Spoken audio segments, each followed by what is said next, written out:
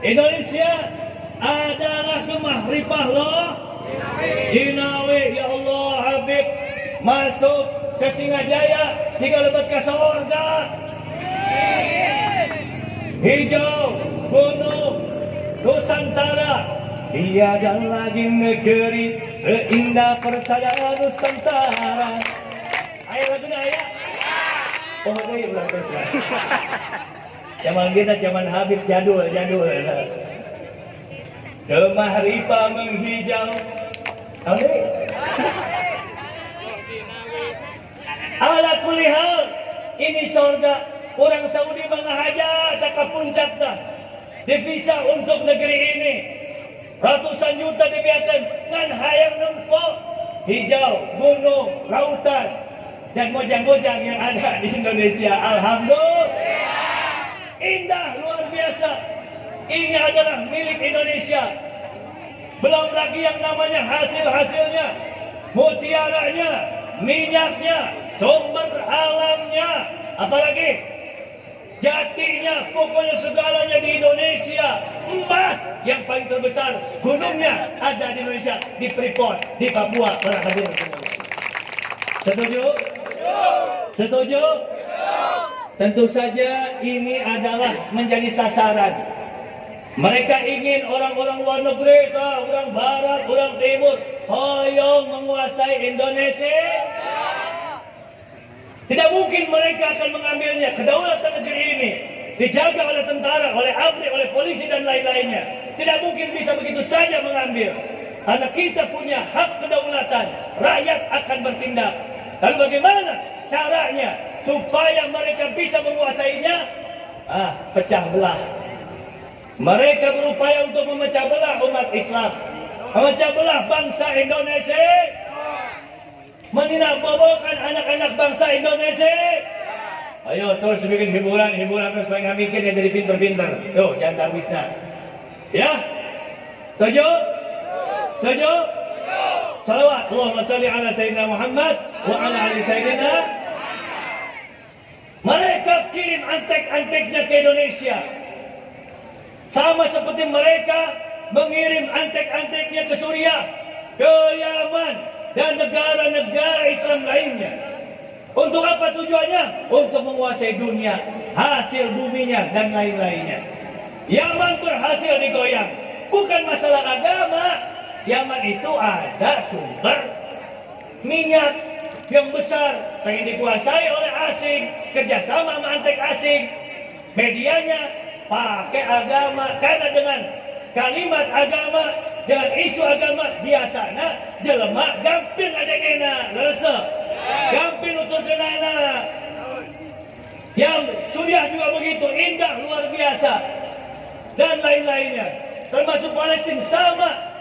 Hadirin wal hadirat rahimakumullah, terakhir yang dilihat adalah yang dilirik Indonesia. Bagaimana caranya? Mereka kirim antek-anteknya untuk memecah belah umat Islam, memecah belah bangsa kita dengan isu-isu agama, dengan isu ini dan itu. Para hadirin wal hadirat rahimakumullah, dan sukses ternyata mereka, hampir saja sukses. Untuk tidak sukses, jawabannya adalah bapak-bapak, ibu-ibu, ajang-ajangan, tokoh-tokoh, neng-neng, asep-asep, ayo jaga negeri ini. Mereka berusaha untuk memecah belah kita sekarang melalui hoax, tahu hoax tuh? Ngawadul, melalui fitnah, ya. Tapi alhamdulillah Rabbil Alamin, ada orang hebat, ada orang yang cinta rakyat, ada orang yang tidak memikirkan dirinya, yang dipikirkan adalah nasib bangsa ini. Karena orang ini berasal dari orang kecil. Orang apa? Pensiun. Jelma alit, tukang kursi. Dia merenung, dia memikirkan, sayang ini negara. Kalau sampai digadaikan, kalau sampai diambil oleh orang asing, sampai dikuasai oleh orang asing, sementara penduduknya kismin. Naon?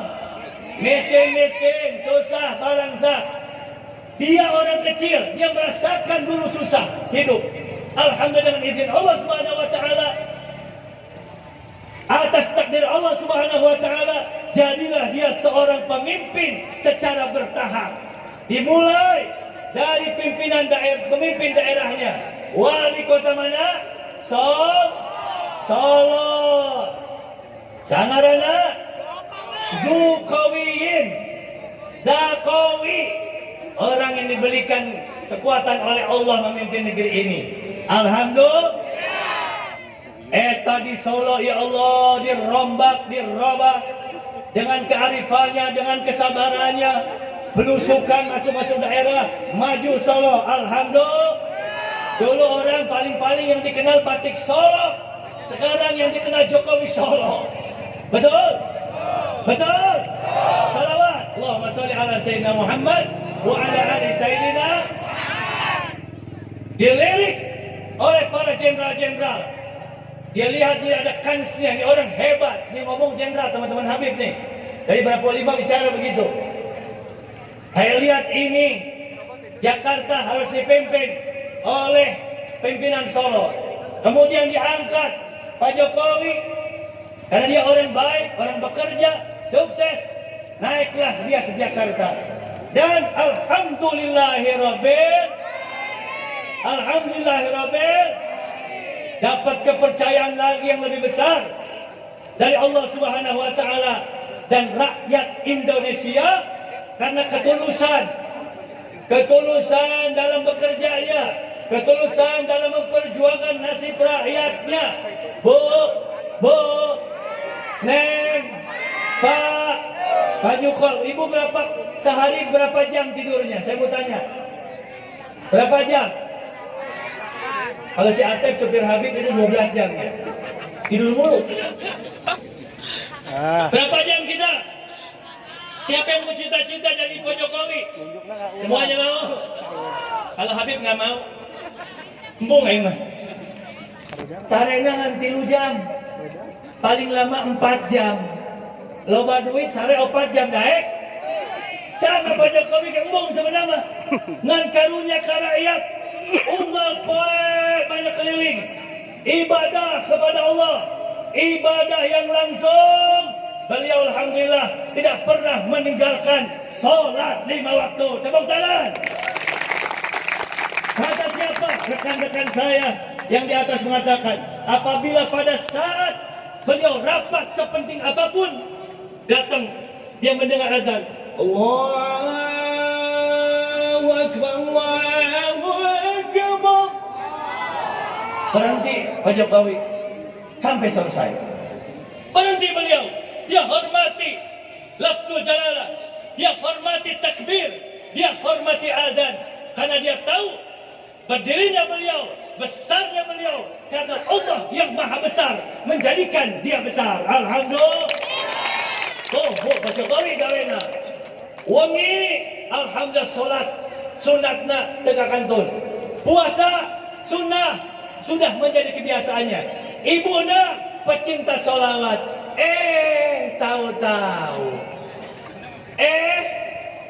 Tahu ada yang ngomong Pak Jokowi adalah PKI, Pak Jokowi adalah turunan Cina, Pak Jokowi adalah anti agam. Naudzubillah min. Terjawablah sudah bahwa dusta tersebut secara realita terjawab oleh kita dengan diangkatnya pendampingnya seorang yang mulia, seorang yang menjadikan kebanggaan kita, yaitu KH Ma'ruf Amin. Selesai tidak? Selesai belum?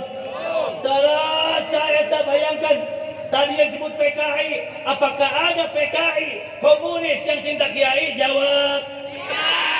Yang habisin PKI itu adalah Ansor. Yang banyak habisin komunis itu adalah umat Islam. Karena mereka bertindak di luar ajaran agama Islam. Bertindak sewenang-wenang, membunuh para santri dan lain-lainnya, para hadirin wal hadirat rahimakumullah. Siapa yang menyuruhnya? Ibu Mega yang memperkuatkannya. Terserah. Ibu Mega yang mensuruh turun Kiai Maruf Amin. Kalau Bu Mega tidak akan terjadi. Alhamdulillah. Pak Jokowi yang menginginkan dikuatkan oleh Bu Mega. Sana kemari itu yang namanya Megawati dituduh sebagai PKI dan lain-lainnya. Urusan yang ngerti agama tidak identik dengan komunis para hadirin walikumullah. Jelema Islam oke, loba anu teu bisa sholat, betul tidak? Jelema Muslim juga loba anu teu bisa ngaji, rasa. Wajar macam Bu Mega mah dan can ka kobong, can ka curug ngaji pesantren, rasa. Tapi bukan berarti beliau ateis. Saya kenal beliau dari zaman Pak Taufik Kemas. Saya 2 kali dakwah di depan Bu Mega dulu. Saya 2 kali dakwah saat beliau jadi presiden di Bandung acara. Khusyuk. Lamun Habib ngadoa teh. Habib dakwah. Mesti 15 menit, saya tambahin ke 35 menit. Malah tepuk tangan habis-habisan itu yang namanya. Siapa? Pak Taufik Kemas. Kasih hadiah sama Habib. Ini apakah bukti namanya anti ustad? Anti ustad tidak? Anti agama tidak? Belum lagi ajangan-ajangan kiai-kiai lainnya. Jadi ternyata ternyata bohong lagi para hadirin wal hadirat rahimakumullah.